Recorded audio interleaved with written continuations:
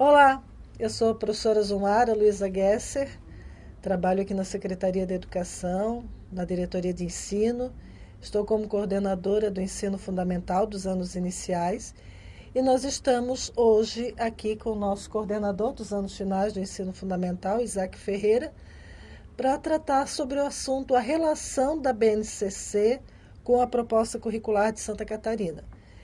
Essa temática faz parte do curso que começou lá em abril, porque nós temos participado de muitos encontros no Estado e sempre é nos perguntado qual a relação da BNCC com a nossa proposta curricular. Então, a nossa proposta curricular já tem mais de 25 anos, já está chegando aos 30 anos na rede, e quando surgiu as discussões da BNCC, tanto nacionalmente como aqui em Santa Catarina, também essa situação tem feito parte das discussões dos encontros que temos participado. Então, não é a BNCC desvinculada da nossa proposta curricular.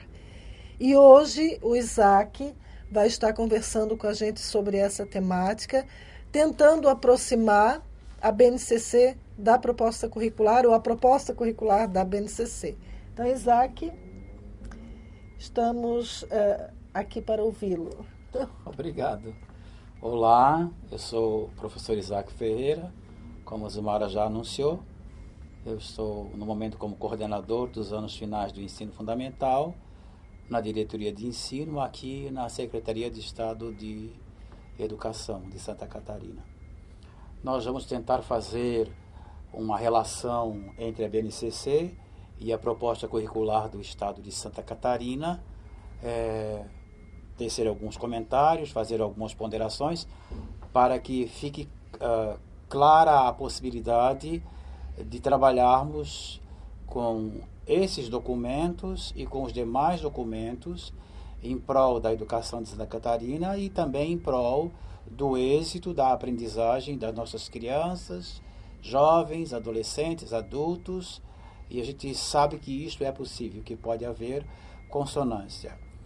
Uma primeira coisa que é preciso ser dita é que a proposta curricular é um documento que iniciou a sua escrita na década de 80, final da década de 80, início da década de 90, e o primeiro caderno saiu no ano de 1991. Era um caderno muito denso, de uma escrita muito densa, e essa escrita teve que passar por novas reescrituras para se adequar à compreensão, à linguagem e ao contexto histórico e social dos professores e professoras na altura de meados da década de 90. A primeira versão, então, se transforma, ou o primeiro caderno, então, se transforma em um segundo caderno, o caderno de 98, que, embora muitos não saibam, teve uma versão preliminar em 97, e esta versão passou pelas mãos de professores de toda a rede do Estado de Santa Catarina em encontros de imersão para se revisar os textos das diferentes áreas do conhecimento, naquela altura componentes curriculares, que eram as disciplinas escolares, e esta revisão foi feita através de cursos de imersão na cidade de Balneário de Camboriú e em várias outras cidades do estado. Esse processo culminou com o caderno de 98, ou com os 3 cadernos que foram lançados em 98 e que, na verdade, é um caderno que está nas escolas, ou são cadernos que estão nas escolas e que precisam ser retomados, precisam ser lidos continuadamente, porque ainda são cadernos constituídos como documento para a pesquisa do nosso fazer pedagógico, para auxiliar no nosso fazer pedagógico, no nosso processo didático-pedagógico em sala de aula, no cotidiano das nossas escolas. A partir de 98, mais alguns cadernos foram produzidos, como o caderno de 2001, o dos conceitos essenciais das diferentes disciplinas. Depois nós tivemos o caderno de 2005, que trabalhava com os eixos temáticos. E, por último, nós tivemos a revisão da proposta curricular. No ano de 2014 foi editado o caderno, e é bastante interessante a gente observar que chama Proposta Curricular de Santa Catarina, Atualização. Ora, um documento que começou a ser escrito na década de 90, no início da década de 90, precisa passar por constantes atualizações, não só atualizações terminológicas, mas também atualizações conceituais, tanto na área da didática, quanto na área da metodologia, quanto na área pedagógica. E esse último caderno, então, fez uma revisão geral dos demais e trouxe as vertentes e trouxe a atualidade terminológica e conceitual daquilo que o Estado de Santa Catarina tem escolhido nesses últimos 30 anos como proposta curricular para as escolas da rede estadual. A proposta, ela é um caderno, ou ela se constitui de vários cadernos produzidos a muitas mãos e a muitas cabeças. E isso resulta num processo em que várias teorias, ou que vários pensamentos, que várias ideias convergem na consonância ou para a consonância de um processo de ensino-aprendizagem que promova êxito a aprendizagem de todos os alunos das escolas de Santa Catarina. A BNCC, por sua vez, ela é um documento que vem sendo pensado e escrito desde o ano de 2007. As primeiras menções à BNCC se dão no ano de 2007, quando se trata das expectativas de aprendizagem nas primeiras resoluções, pareceres e diretrizes para a educação básica a partir do ano de 2007. Lá, então, se evocava a ideia de expectativas de aprendizagem para a constituição de um currículo que desse conta de trazer para o professor o que fazer pedagogicamente na sala de aula. Esse caderno, então, esse documento, desculpem, ele vem sendo produzido desde os anos 2007, 2008, 2009, 2010. Nós ficamos na terceira versão da BNCC e a partir da terceira versão tivemos, então, a instituição dos currículos territoriais dos diversos estados do Brasil. Vejam que, como a proposta curricular também levou certo tempo para ser, ou vem levando certo tempo histórico para ser produzida, a BNCC também tem levado um certo tempo para a sua produção. Então, nós temos uma convergência bastante grande de ideias, de opiniões e de argumentos que resultaram no que hoje nós temos em mãos. E a partir da BNCC, começa-se no estado de Santa Catarina a produzir o currículo do território ou para o território catarinense.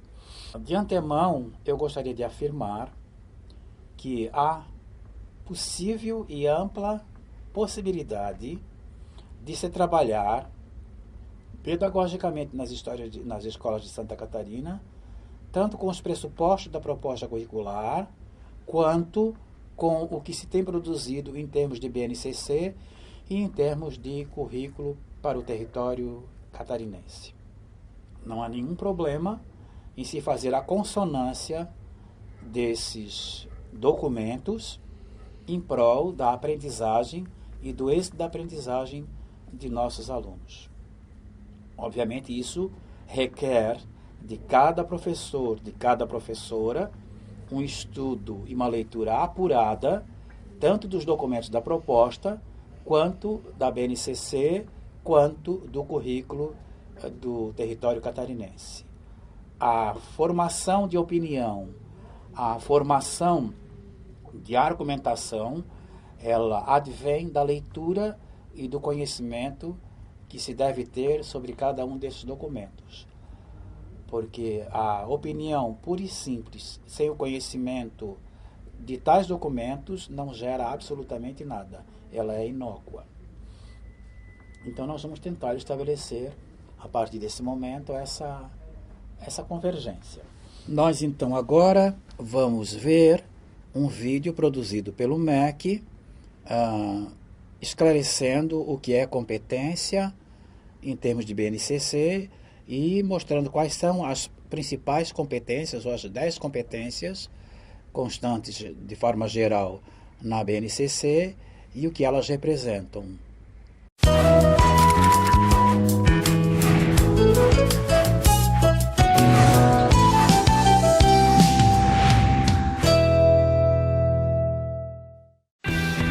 A Base Nacional Comum Curricular define quais são as aprendizagens essenciais que todos os alunos têm o direito de adquirir ao longo da educação básica. Ela está orientada pelos princípios éticos, estéticos e políticos que visam a formação humana em suas múltiplas dimensões e a construção de uma sociedade justa, democrática e inclusiva. A BNCC tem como premissa uma educação integral, que visa ao pleno desenvolvimento do estudante, seu crescimento como cidadão e sua qualificação para o trabalho. As aprendizagens essenciais da base estão expressas em 10 competências gerais. Elas definem o cidadão que pretendemos formar e norteiam a educação que queremos para todos.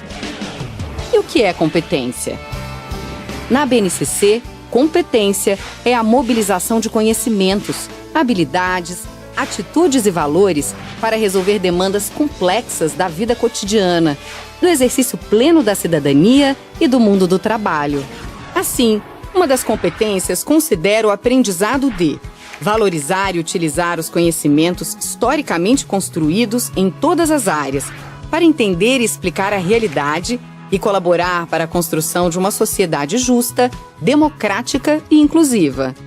Observe que os conhecimentos das áreas são mobilizados não só para entender e explicar a realidade, mas também para fazer escolhas a partir desse entendimento e agir em uma determinada direção.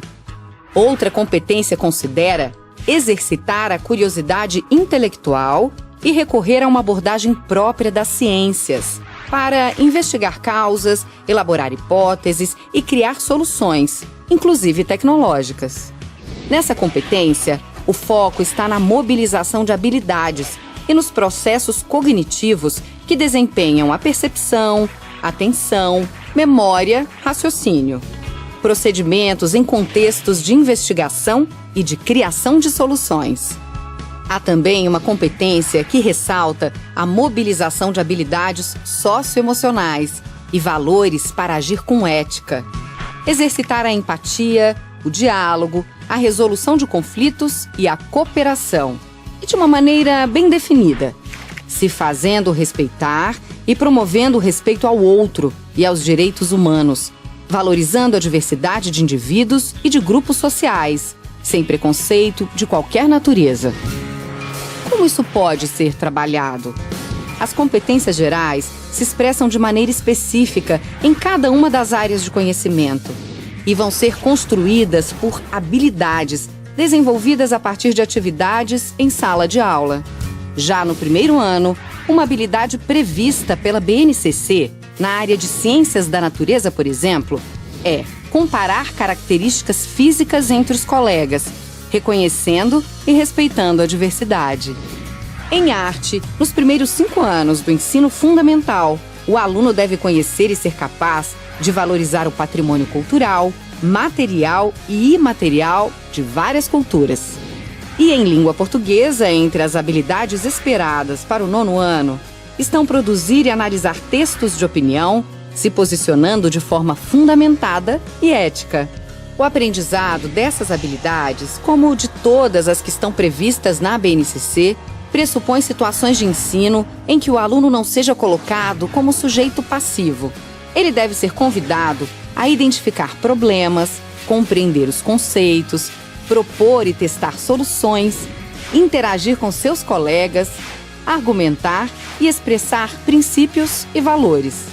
As outras 7 competências da base mobilizam também conhecimentos, habilidades, atitudes e valores que se relacionam com dimensões da vida social e da natureza.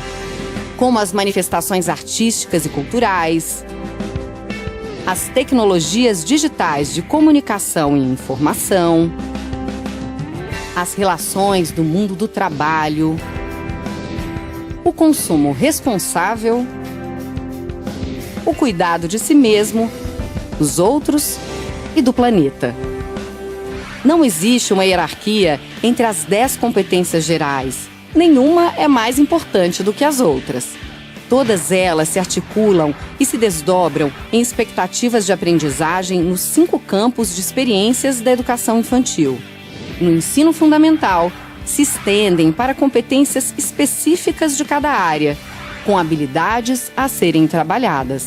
Acesse o portal da Base para obter mais orientações e materiais de apoio à discussão. Você poderá também baixar o texto da BNCC na íntegra.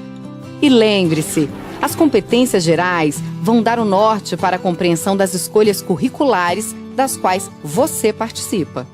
Com base nelas, serão construídos processos educativos que promovam aprendizagens sintonizadas com as necessidades, com as possibilidades e os interesses dos alunos e, principalmente, com os desafios da sociedade contemporânea.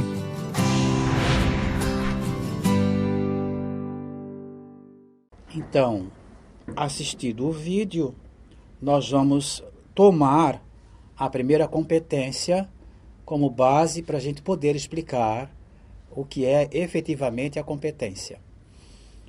Observem que a primeira competência, ela trata do conhecimento.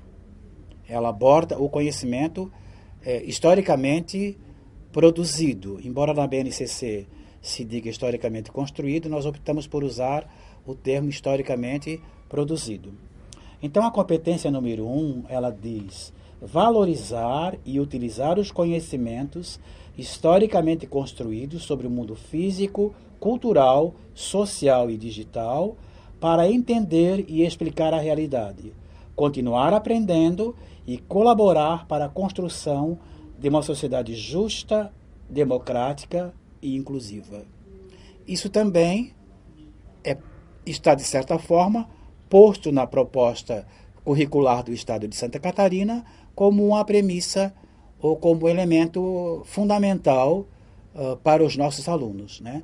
Que os conhecimentos, como eles trabalhados em sala de aula, possam, na verdade, produzir um cidadão que compreenda a sociedade na qual ele vive e que contribua para o aprimoramento dessa sociedade. Observe que nessa competência já há um o quê. Está estabelecido um o quê. Qual é o o quê? Valorizar e utilizar o conhecimento historicamente construído sobre o mundo físico, cultural e social e digital. Aqui o objeto a ser estudado, o objeto a ser tratado é o conhecimento. O conhecimento do quê? Das diferentes áreas que compõem a educação básica. Vejo que aqui já se pressupõe que o aluno tenha se apropriado desse conhecimento, porque os verbos utilizados são valorizar e utilizar. Quem utiliza sabe o que está utilizando. Quem valoriza conhece o que está valorizando. Então, parte-se da premissa de que esta competência está prevista para o final da educação básica, quando o aluno tiver concluído o 3º ano do ensino médio. Isso significa dizer que todo o trabalho pedagógico que se fizer nas diferentes disciplinas e nas diferentes áreas do conhecimento, eles precisam levar em consideração essa intencionalidade, porque a proposta curricular trata esse conhecimento potencial como a intencionalidade que cada conhecimento deve ter ao ser trazido para o âmbito da sala de aula. E ainda a competência ela vai um pouco além, ela diz para quê? Para que o aluno valorizar e utilizar esses conhecimentos? Para entender e explicar a realidade. continuar aprendendo e colaborar para a construção de uma sociedade justa, democrática e inclusiva.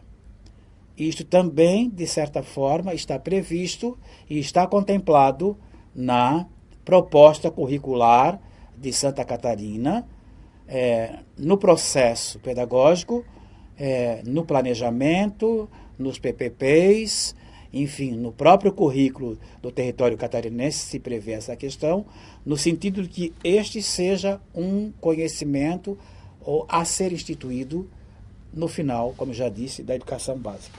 A proposta curricular de Santa Catarina, em todos os seus cadernos, ela preconiza o seguinte: significar e ressignificar os conhecimentos historicamente produzidos sobre o mundo físico, cultural, social e digital.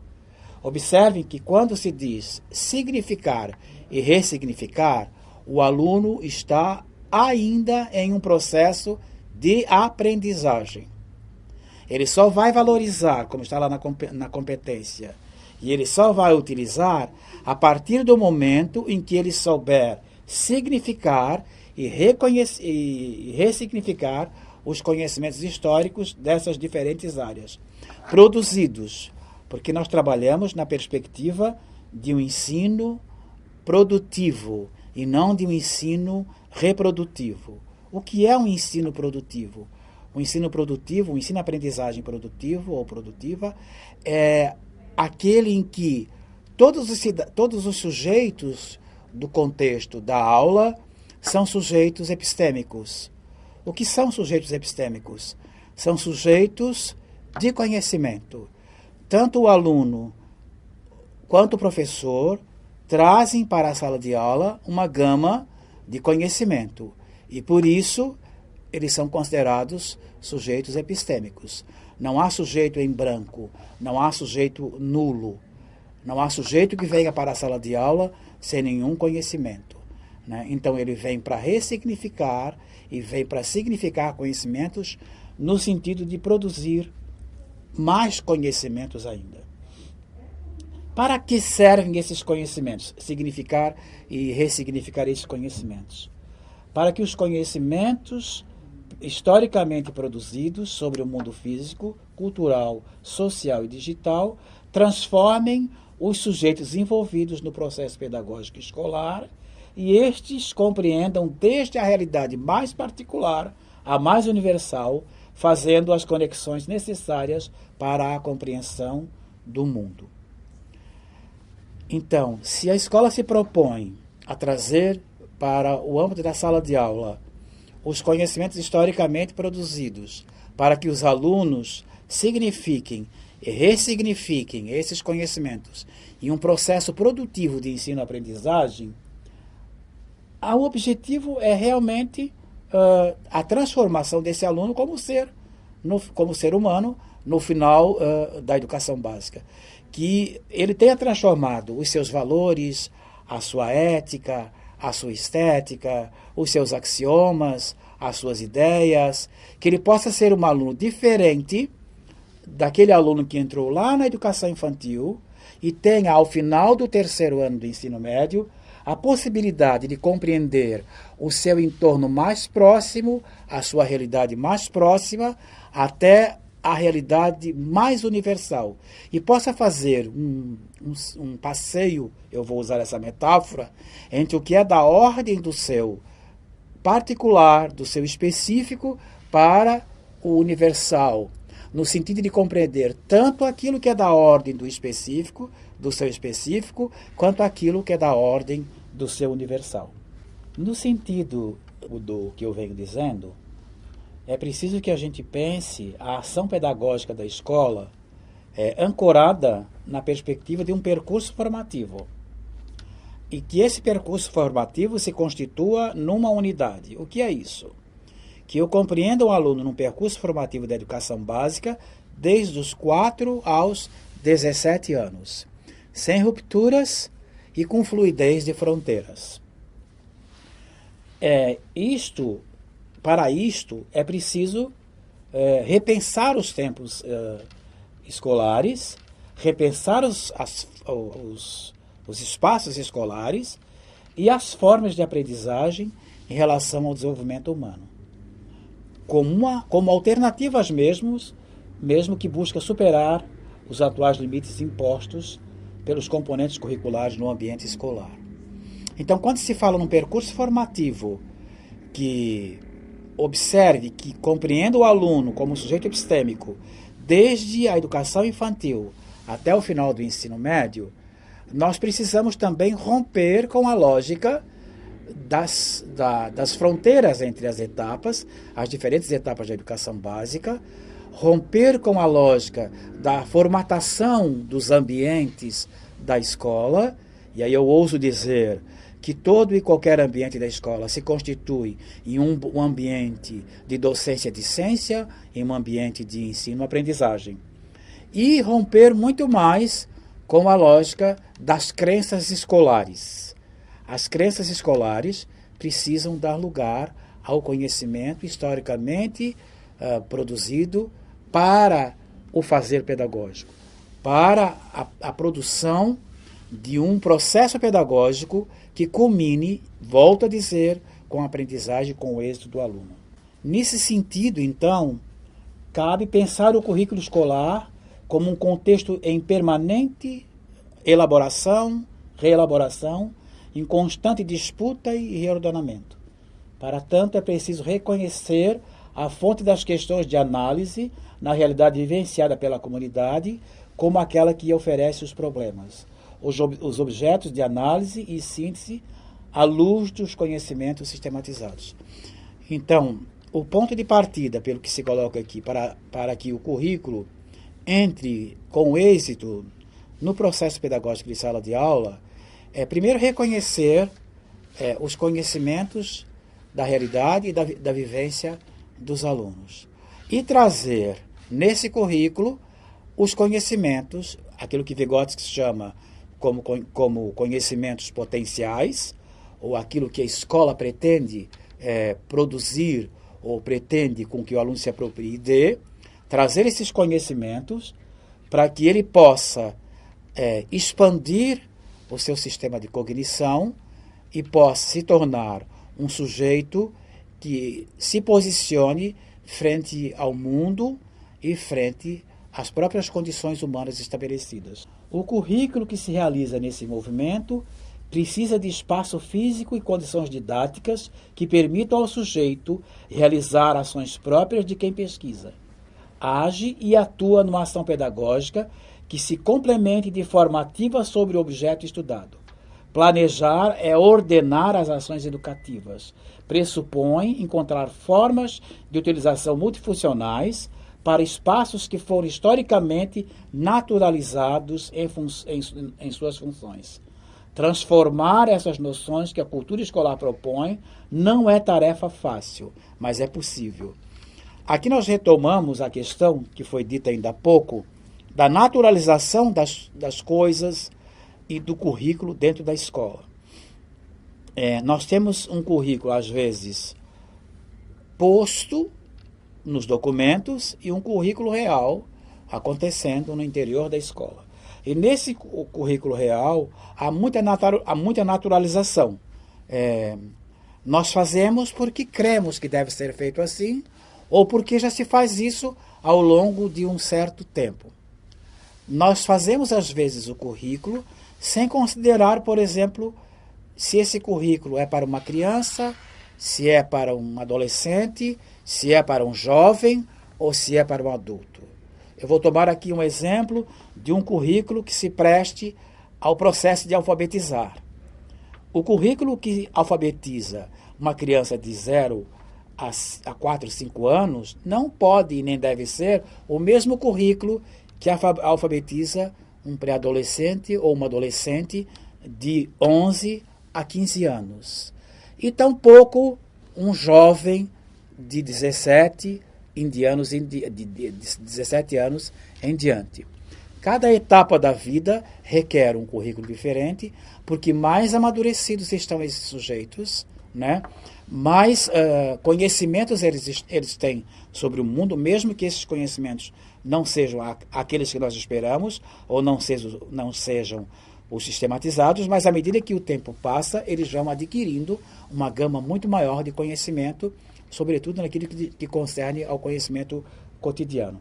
Então, esse currículo que nós estamos nos propondo na BNCC e no currículo do território catarinense, tem exatamente essa proposição de romper com aquilo que está naturalizado no ambiente escolar, de romper com aquilo que faz parte do mundo das crenças do ambiente escolar. E a gente, como já disse, sabe que não é uma tarefa fácil, é uma tarefa que vai exigir de todos nós muita leitura, muito conhecimento, para que a gente possa, primeiro, transformarmos-nos a nós mesmos e depois transformar aqueles com os quais nós trabalhamos. Nesse momento, eu trago uma figura para que nós possamos entender quem é o aluno e quem é o professor que está na sala de aula imerso no processo pedagógico. Nós temos nessa figura o círculo maior, que é, na verdade, isso é uma grande metáfora, né? Essa figura trata-se de uma grande metáfora, que é o círculo que compreende a vida, na vida a cultura e na cultura a história. Isso significa dizer que cada sujeito desse que participa do processo pedagógico, ele está na vida e vem de uma vida. Ele é produzido pela cultura e também produz cultura. Ele é produzido pela história e também produz história. Em que sentido? Então, é interessante que nós pensemos que o estudante e o professor que estão no contexto do ambiente escolar, eles são sujeitos epistêmicos e, portanto, trabalham e estão lá em constante digladiação com axiologias, ideologias, éticas e estéticas. O que nós consideramos aqui como axiologia? Como as verdades já estabelecidas, tanto pelo mundo da ciência, quanto pelo mundo das crenças. E a ideologia que compreende as ideias que estão postas, tanto no mundo da ciência, quanto no mundo das crenças. Na verdade, nós trabalhamos com mais incertezas do que verdade propriamente dito. A verdade, ela é efêmera, ela é passageira, ela é mutável e tem sido assim ao longo da história. O que torna a verdade efêmera? As ideias que se contrapõem a essa verdade. A ciência tem sido construída dessa forma, né? Alguém retoma um estudo, retoma uma verdade, produz novas ideias sobre essa verdade e faz com que essa verdade se amplifique, se complexifique, se verticalize, e nós passamos a ter uma outra verdade. Essas verdades constituem a ética e constituem, a partir da ética, a estética. A ética é o conjunto de valor ou conjunto de valores que está posto em cada grupo social. Esse conjunto de valores determina a conduta do ser humano, determina a atitude do ser humano. Então, um conjunto de estéticas em determinado, um conjunto de normas ou de valores em um determinado contexto social faz com que os sujeitos que pertencem a esse contexto social tenham determinadas atitudes, vistam-se de determinada forma, ajam de determinadas maneiras, diferentes de outros grupos sociais. Então, ética e estética estão sempre em oposição. A ética sempre alterando a estética e a estética também sempre alterando a ética. Essa digladiação entre axiologia, ideia, ética e estética, ela produz as semioses. O que são as semioses? São as representações de mundo. Elas são frutos da relação entre os seres humanos, fruto das relações verbais, das relações pessoais entre os seres humanos. Os seres humanos, ao longo do seu percurso formativo de vida, vão se apropriando de representações de mundo. Nós poderíamos trazer isso, por exemplo, como conceito também. Vão elaborando conceitos, né? E esses conceitos, eles aparecem em contextos históricos sociais ou socio-interacionais e também se transformam, mudam nesses mesmos contextos socio-interacionais. Como eles aparecem na textualidade? Quando eu falo na textualidade, eu falo em toda e qualquer forma de expressão. O texto é sempre uma forma de expressão, sempre uma forma de comunicar alguma coisa. Então, na textualidade. Nesse aspecto, a textualidade assume diferentes formas e diferentes funções. Se nós pegarmos um texto artístico do modernismo, por exemplo, ele está fundamentado num percurso de vida, de cultura e de história, marcado geográfica e politicamente, economicamente. Ele está marcado por uma verdade, por uma ideia, está marcado por uma ética e marcado por uma estética. Eu só posso, por exemplo, analisar um quadro qualquer do modernismo brasileiro, vamos pegar o Abaipuru, por exemplo, se eu compreender como era a vida, como era a cultura, como era a história na produção daquele quadro. Quais eram os axiomas, quais eram as ideias, qual era a ética e quais eram as estéticas que naquela altura estavam no contexto socio-interacional da comunidade brasileira, ou de parte da comunidade brasileira, ou mesmo da comunidade mundial. Então, quando o professor se depara na sala de aula com um aluno, ele tem que compreender que esse aluno, assim como ele próprio, vem marcado por todos os elementos que estão postos nesta figura. Esta figura serve como uma grande metáfora para que a gente possa compreender a constituição de cada ser humano e que possa compreender a partir de que ponto cada ser humano se posiciona, cada ser humano se coloca. Bom, agora nós vamos entrar mais especificamente no contexto do processo pedagógico escolar. Nós tivemos aí, ao longo da história da educação no Brasil, 3 grandes leis, a 4.024 de 61, que produziu um tipo de ensino-aprendizagem e um tipo, inclusive, de educação básica. Depois nós tivemos a 5.092 de 1971, que instituiu o primeiro e o segundo grau. E, por último, nós tivemos a Lei 9.394 de 96, que finalmente instituiu a educação básica. Até então, não se tinha cunhado esse termo educação básica. A educação básica, desde os anos de 96, ela vem passando por diversas ideias, por diversas verdades, por diversas éticas e por diversas estéticas. Se nós pegarmos, por exemplo, o Antônio Zabala, que é um pensador e pedagogo espanhol, no texto dele, A Prática Educativa como Ensinar, de 2002, ele propõe assim o percurso pedagógico ou o processo pedagógico.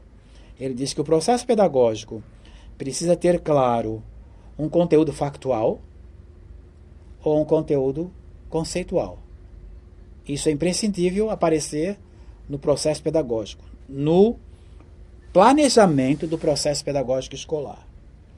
Também é preciso aparecer, para dar conta desse conteúdo factual e desse conteúdo conceitual, os conteúdos procedimentais, que são aqueles de ordem didático-metodológica. Esses conteúdos têm que estar em consonância não só com os conteúdos factuais e conceituais, mas também com os estudantes, com os alunos para quem eles se destinam. Novamente, entra em balha a observação da idade de cada um dos estudantes no percurso da educação básica, não é? Isso vai delinear que conteúdos factuais, que conteúdos conceituais, que conteúdos procedimentais eu vou usar para produzir nesse aluno conteúdos atitudinais. Ou seja, produzir valores, produzir posições, produzir ideias, produzir atitudes, produzir comportamento. Porque o aluno precisa entrar na escola e, ao sair dela, depois de algum tempo, ele precisa sair um ser diferente daquele que ele entrou. Diferente no sentido de compreender-se melhor a si próprio e compreender melhor o mundo e o entorno no qual ele vive. Zabala traz essa ideia, isso foi bastante preconizado e bastante utilizado no construtivismo e no neoconstrutivismo, já entrando no socio-interacionismo.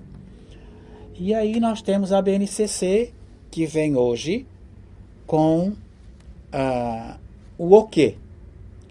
A BNCC nos aponta, a partir de um conjunto de competências, de habilidades, o que é que nós precisamos trabalhar em sala de aula, em cada conteúdo, em cada componente curricular, ou em cada disciplina curricular, ou em cada área de conhecimento, para que nós cheguemos às 10 competências ao final da educação básica. A BNCC e o currículo território catarinense, eles são extremamente valiosos, porque eles trazem, sobretudo, o que ensinar. Eles trazem, na linguagem de Zabala, o que é o conteúdo factual ou conteúdo conceitual a ser ensinado.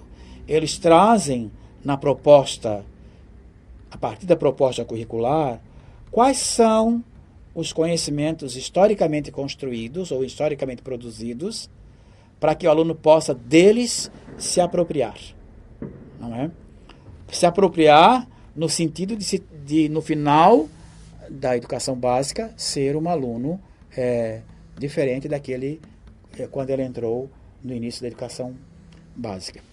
Então, voltamos a dizer o seguinte: nós temos a proposta curricular, que se constitui de um conjunto de documentos que traz um norte teórico, filosófico, metodológico e que orienta o nosso fazer pedagógico, que orienta o nosso como, ou que orienta o nosso procedimento, sobretudo o nosso procedimento naquilo que diz respeito ao processo de ensino-aprendizagem nas escolas da rede estadual de Santa Catarina.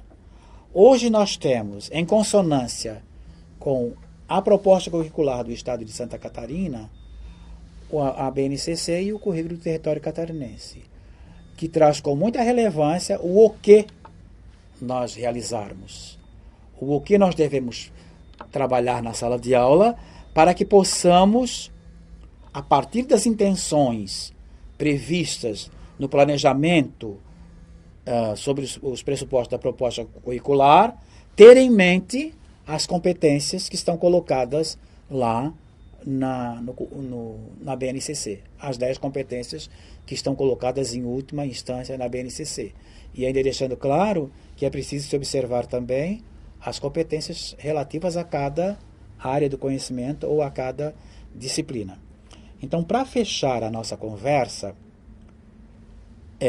eles são documentos, que materializam possibilidades de forma consonante, se pensar, se produzir nas escolas da nossa rede um processo de ensino, aprendizagem que resulte em êxito da aprendizagem do aluno.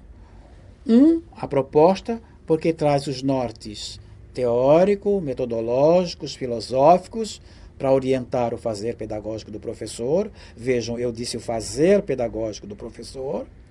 E o outro traz o que e muitas vezes os procedimentos para orientar quais conhecimentos historicamente produzidos precisam entrar nesse processo de ensino-aprendizagem na sala de aula, percebendo, naquilo que diz Vygotsky, o que era conhecimento real, no sentido de avançar para aquilo que vem a ser o conhecimento potencial, né? Percebendo, na perspectiva de Zabala, aquilo que era conhecimento factual, no sentido de se transformar em conhecimento atitudinal, em atitudes, valores, posturas diante da vida, né? Considerar também a BNCC, que traz, a partir das competências, ou que traz, a partir do que se espera de cada aluno no final da educação básica, o que ensinar no processo pedagógico de sala de aula. Então, a gente pode afirmar que não há nenhum problema em se trabalhar com todos esses documentos de forma consonante, desde que eles sejam lidos, compreendidos, historicizados, contextualizados pelos professores e pelas professoras da rede. Nós precisamos ir às fontes, lê-las, para não fazer as coisas a partir da terceirização do nosso ouvido, mas fazer as coisas a partir do nosso conhecimento efetivo daquilo que o Estado de Santa Catarina, daquilo que o país já sistematizou para o processo pedagógico da educação básica da rede pública de toda Santa Catarina e de todo esse país. Muito obrigado. Então, Isaac, que bom que você está aqui contribuindo com essa discussão. E porque a gente tem já começado no início da tarde, vocês têm discutido, têm assistido o vídeo da secretária, têm lido o texto e terão as discussões. Mas é importante que nós, como professores, que trabalhamos em escola, que tenhamos esse documento, né, que a secretária já colocou, que a partir do dia 17 de julho já os professores, as escolas terão acesso a esse documento. Mas por que é importante ter esse documento nas escolas do território catarinense? Nós temos muitas escolas que, às vezes, o professor de uma turma não é o professor de outra. Por exemplo, o 6º ano do ensino fundamental. Às vezes, o professor de uma disciplina trabalha numa turma e tem outro professor que trabalha em outro 6º ano. E, às vezes, infelizmente, não deveria acontecer, mas, às vezes, um professor trabalha uns conteúdos, uns conceitos, e outro professor da mesma turma trabalha outros conteúdos e conceitos com outra turma, né? Esse documento do território catarinense vai mudar isso. Por quê? Porque na escola tem o mesmo documento, os mesmos conceitos que devem ser trabalhados. Isso passará também para o município, porque os municípios, como a secretária colocou, nós temos a Undime, temos a FECAM, temos a UNCME, o conselho, mas terá essa unidade de trabalho. Os conceitos e conteúdos serão trabalhados nas escolas do território catarinense, independente se é uma escola estadual ou municipal. Pensando, como você colocou também, nesse percurso formativo, que a criança entra lá na educação infantil e vai até o ensino médio, e é importante que esse documento do território catarinense, os professores do ensino fundamental vão saber o que se trabalha na educação infantil, e a educação infantil vai saber o que o ensino fundamental trabalha, porque ele é organizado dessa forma. Quando eu trabalhava numa escola, eu achava complicado, porque às vezes os professores lá dos anos finais não sabiam o que os professores dos anos iniciais trabalhavam. E a partir do momento que se terá isso em mãos, a gente vai ter acesso a saber, o professor saber o que se trabalha lá desde o 1º ano até o 9º ano, no caso desse documento que a gente está falando. E aí depois também em relação ao ensino médio. Então é muito importante que a gente tenha esse documento na escola.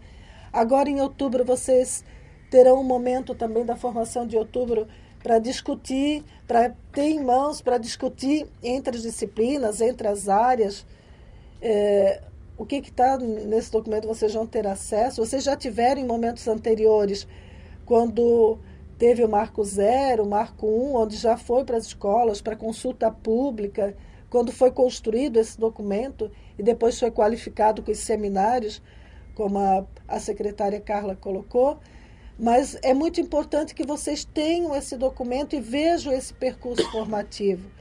Só que, claro, vocês vão discutir novamente quando continuar a discussão do projeto político-pedagógico, porque isso vai ter que estar lá no projeto político-pedagógico da escola, vai ter que estar sendo contemplado, mas vocês terão momentos para fazer isso. Agora, em outubro, no momento da formação, isso vai constar de novo nesse projeto de formação. Vocês vão ter um momento novamente para discussão. Então, a gente espera ter colaborado, sempre lembrando, como Isaac colocou, essa relação da proposta com o documento território catarinense, com a BNCC, só que isso realmente vai ser colocado em prática por todos nós, educadores, mas sempre pensando no princípio básico que a nossa proposta curricular diz, que todos os alunos têm acesso ao conhecimento. A proposta curricular, ela deixa claro que é para todos os alunos. Então, esse fazer pedagógico de sala de aula do professor, mas sempre pensando que todos têm condições de aprender e que todos nós temos que fazer que o nosso aluno realmente aprenda. Esse é o nosso objetivo, né, como educação. Então, muito obrigado e bom estudo. Obrigado.